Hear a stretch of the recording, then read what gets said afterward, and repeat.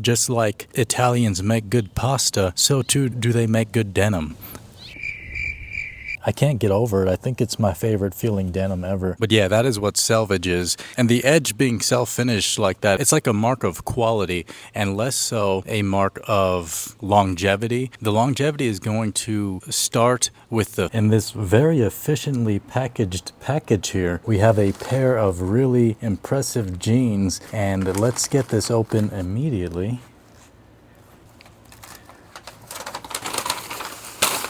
There we go. Weirloom.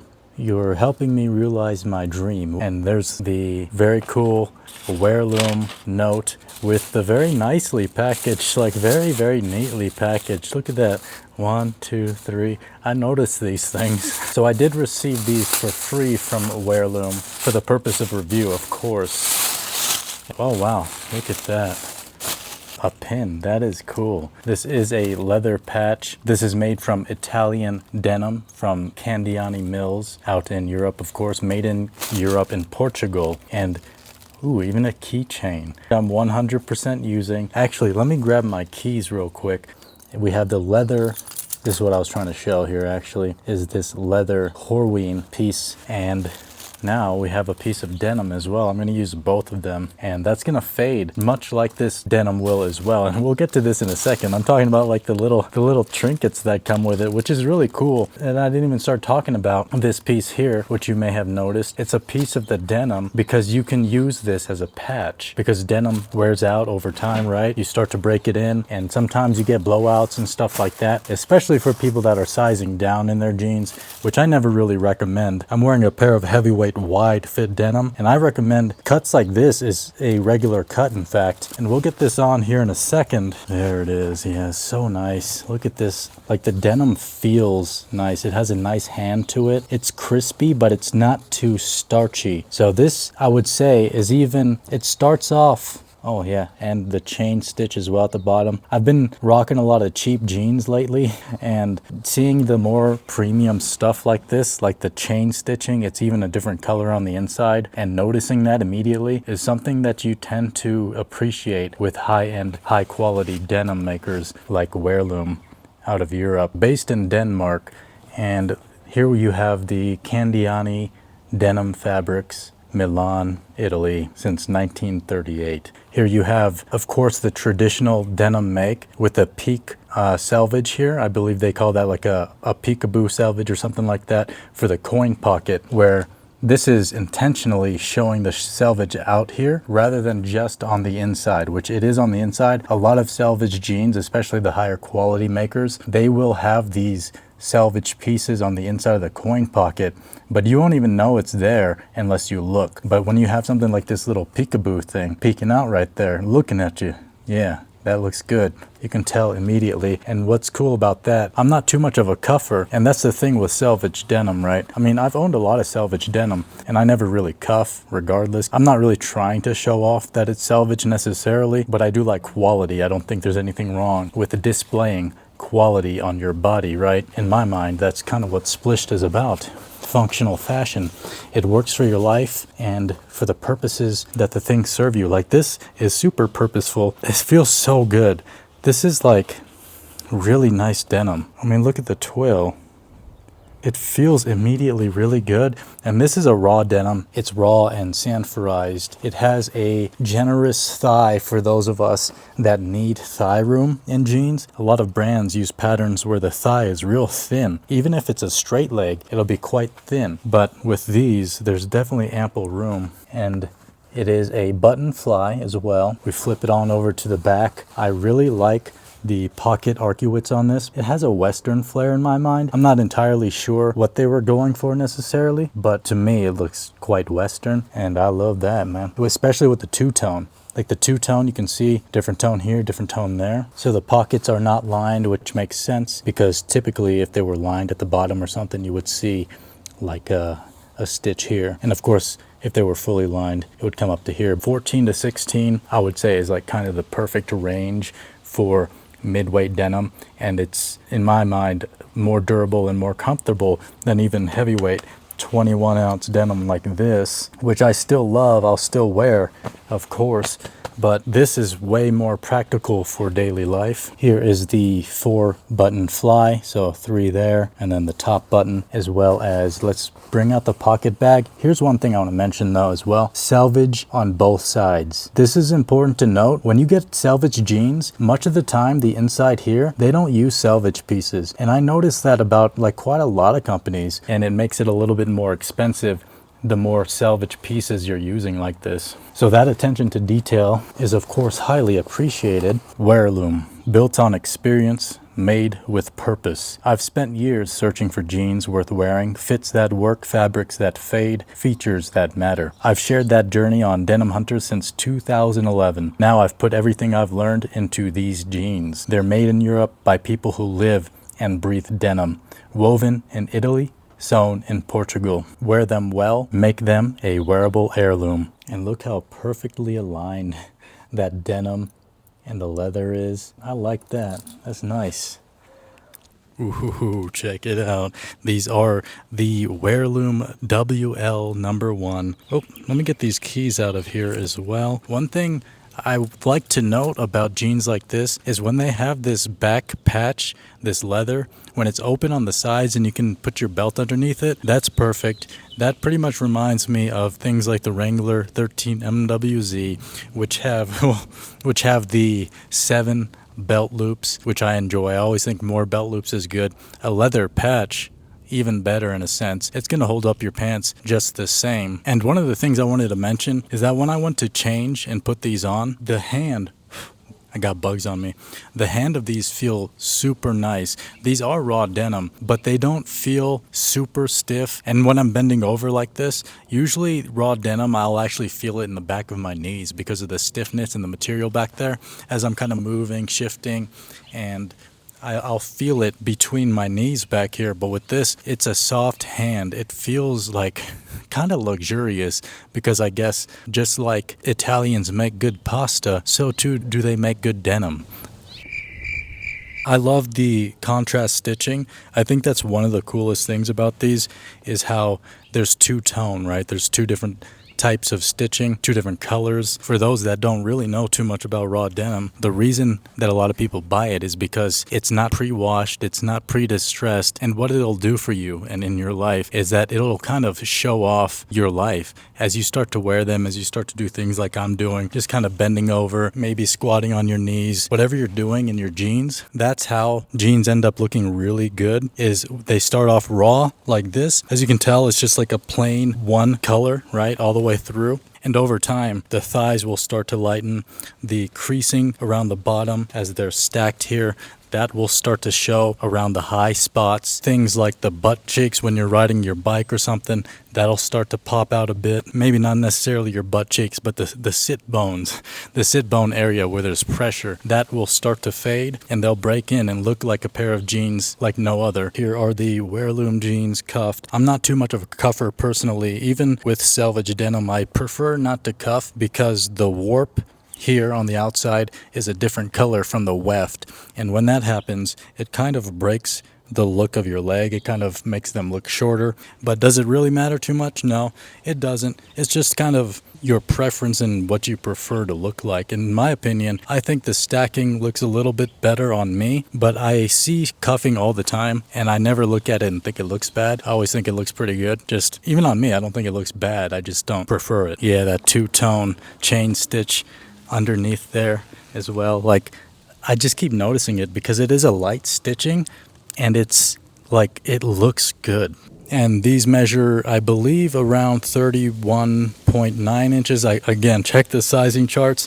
I size for my waist. So knowing your waist size is the best thing for jeans, as well as your thighs, in fact. Although with these jeans, I don't think you have to really worry. Just worry about your waist size. But with a lot of jeans, because they're built so thin around the thighs, you might need to worry about that if you're like a larger man. When it comes to these WL #1s, they have plenty of room in the thigh.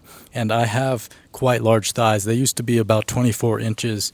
And you know, based on my proportions, that's quite large. I've always had issues with the thighs in jeans. I've actually never experienced denim from Candiani Mills, if that's even how it's pronounced.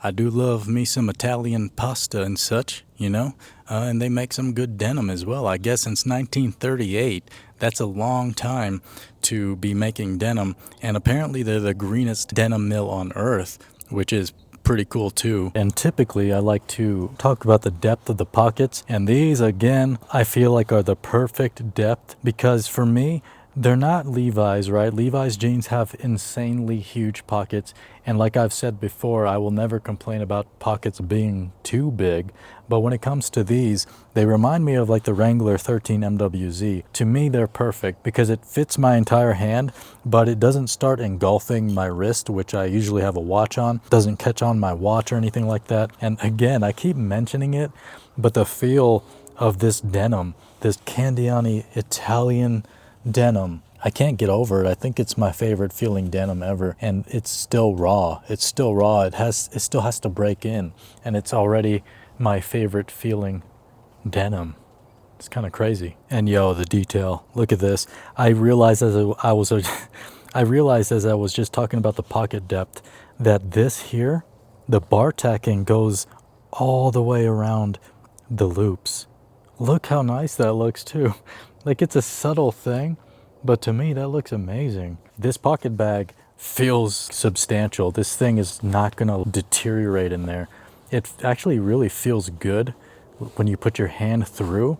Just like I keep talking about how the denim feels, the pocket bags feel good too. It actually makes a lot of sense to wash these, or to soak them rather, for the video. So I'm gonna do that for this video. I was initially not going to do a wash or a soak for maybe a couple of months, like a true denim head. But you know what? I think putting these into a cold soak and showing you the different dimensions and how they change, which shouldn't be much in a cold soak at all. It should not be too much of a change when it comes to shrinkage in terms of raw denim and very cold. So cold water and line dry out here. It's actually very cloudy and it's about to start raining. So hopefully it doesn't rain on these, but basically you want to keep them out of direct sunlight when you're drying them, right? Especially if they're turned the right way out, right? I just turned them inside out. It's best to dry them when they're inside out, because UV rays do damage, especially where I live. It's like 20% stronger UV rays than it is at sea level here in high elevation, and sun does a lot of damage to clothing. So you want to keep it inside out and keep it out of direct sunlight to begin with, so the UV rays shouldn't really be affecting it too much. But of course, you're not always in the situation where you can do exactly what you want to do, right? So you got to kind of improvise. And when you start to wash or cold soak your denim, turn it inside out, button it all up. Nice YKK hardware. All of the metal copper rivets and stuff are YKK, industry standard, best in the business. So basically we take this and we're gonna go throw it into a wash real quick. I keep saying wash, it's gonna be a soak. I'm gonna soak it, not wash it, but I'll tell you the difference when I'm in there. And if you have it, use a little bit of white vinegar distilled. Acetic acid, it'll be like 5%, right? So don't go fully ham when you're putting this in here. You only want just a splash of white vinegar, if anything. You don't need anything else. You don't really need detergent or anything. Just a splash of white vinegar is optional. And when you put it in there, don't put it on the jeans. You see the jeans are not in there. You just pour a little bit, like that much. I didn't even put it directly on the white vinegar. It's fine technically, but you know, just let it dilute using the water. The water will come from there. And let's turn that on. Tap cold, delicate cycle. And I'm not gonna let this spin. So the thing with spinning jeans and washers, especially if you have that big agitator bar in the middle of your washer, don't let it spin. If you're gonna let it spin, it has to be quite a low RPM, like 800 RPM. In this, I'm just gonna let it soak, and I'll take it out before it starts to spin. And there we are. It is fully submerged. You can do this in the bathtub as well if you prefer. And you just let this soak. You don't really need to do much agitation. You just mostly want to keep it inside the water, fully submerged. And that's quite simple once the material is fully soaked in. And there we go. The Weirloom jeans are now soaking in a cold soak. And we'll take this back out in about 45 minutes to an hour. And 45 minutes later, time to drain. Of course, you don't want to use white towels when you're going to dry that off. So grab some indigo kind of towels or something old, of course. And the sun is coming out, so I'll be doing this in the shade. Obviously, you can do this part inside. You can do all of it inside, technically. I mean, you don't even have to line dry outside, right? You can do it inside the house or even with like a balcony or something if you're in an apartment. So what you'll want to do, just lay the towels out, put it on there. Make sure it's not getting dirty from all the dirt out here. I mean, it wasn't washed, but it's still clean and brand new. And basically, all you want to really do is just straighten it out as much as you can, like remove all these wrinkles, right? These folds. And then once you get it straightened out, you can start patting out or pressing out the excess water. And you basically just kind of roll it up. You don't have to do this too hard. You can do it quite gently. And this will press out most of the water. Just like that, just gentle pressing. No need to put creases into there or anything. Just get as much of the water out and then you let it air dry the rest of the way.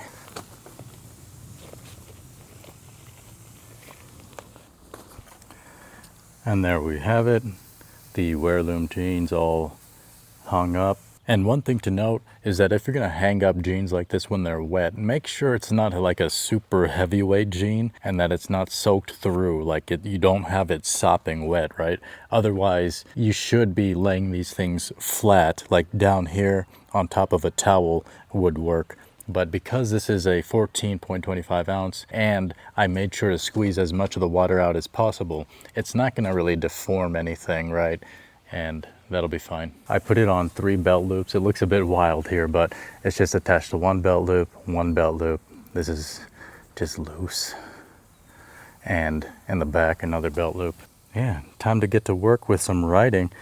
My fingers are getting a little bit blue as well from the indigo. You probably also don't want a laptop directly below something you're drying, but it hasn't been dripping. See, we did get off the excess with the towels just fine. So it's not dripping. And if you want a little bit extra shade, you just block the thing off. Look at that. Oh yeah, Splished.com. And here's the swatch after the jeans had a cold soak. Not very much difference. In fact, it looks like the jeans are darker, doesn't it? I did add that splash of vinegar in there, which softens the material as well as helps lock in the indigo slightly. The jeans will of course still fade. Yeah, I mean, wow.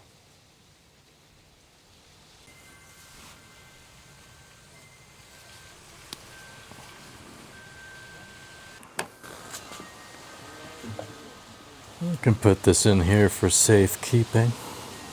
Yes, so raw selvage denim. This is kind of the most premium denim you can buy in terms of heritage and prestige. Selvedge denim isn't any better than just regular denim, right? What selvage is, for those that don't know, it's just once you flip the cuff up here, you can see this is a self edge. On the shuttle loom, as these are being crafted, the denim itself, before they're turned into jeans or jackets or whatever it is that the denim's going to be used for, the shuttle loom finishes the edge of the denim by itself, and it creates this really beautiful look. You can use red lines, blue lines, whatever you want. It doesn't really matter. But yeah, that is what selvage is. And the edge being self-finished like that, it's like a mark of quality and less so a mark of longevity. The longevity is going to start with the fit. That's going to be the most important thing, is how your jeans fit your body. Because if you have jeans that are too tight, like in the thighs, you probably just won't wear them. Or if you have, let's say, a really huge butt, really big hips, and you're trying to fit into jeans that just aren't patterned correctly for your body type. Like, let's say some women, like with really large hips, right? You might not be able to fit into jeans like this because these are a mid-rise unless you size way up in the waist, because when it comes to a mid-rise, it hits at the hip, and the hip is the widest point on the body, right? When it comes to jeans, if you have a higher rise, you actually need a smaller waist size in your jeans because of how the stomach works versus the hip bones. So that's number one, is determining your fit. You should think about the thigh room. If you've never had issues with your thighs being too large inside of jeans, don't even think about it probably, except stylistically, right? But functionally, if your thighs fit into the jeans, you don't have any kind of constrictive issues. When you're sitting down, you're crossing your legs. If you feel like they're too tight, then they're too tight. They're not really going to stretch out very much. You can try, but I promise it's probably not going to work out too well if they're initially too tight on you. So after the fit and the rise is going to be completely subjective, right? A lot of people prefer mid-rises. I would say the vast majority of people prefer a mid-rise jean like this from Weirloom. I'm not saying you should buy these ones, but I am saying that these ones are probably the standard that you'll want to set your raw selvage denim mindset toward.